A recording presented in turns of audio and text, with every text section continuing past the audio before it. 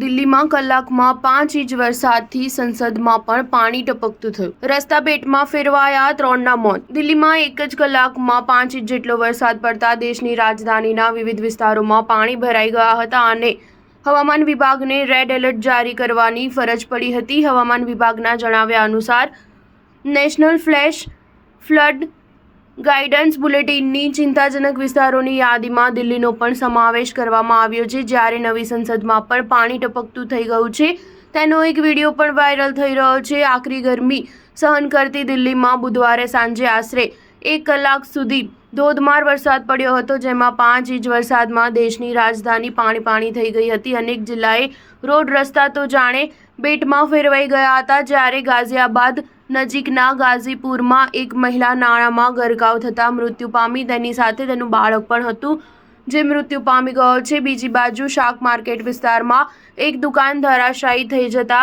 એક વ્યક્તિ દટાઈ જતા મૃત્યુ પામી ગયા.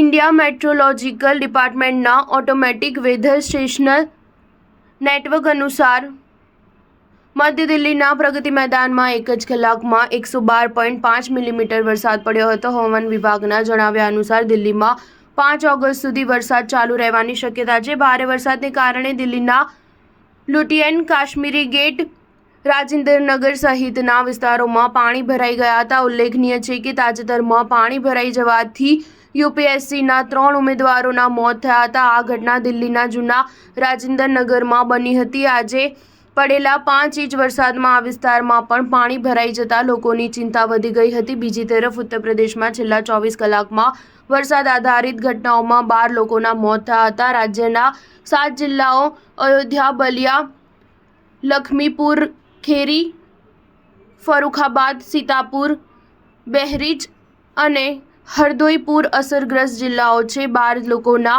મોત વીજળી પડવાથી, ડૂબી જવાથી અને સાપ કરડવાથી થયા છે. સ્ટાર ન્યૂઝ 7 હંમેશા સચ્ચાઈની સાથે.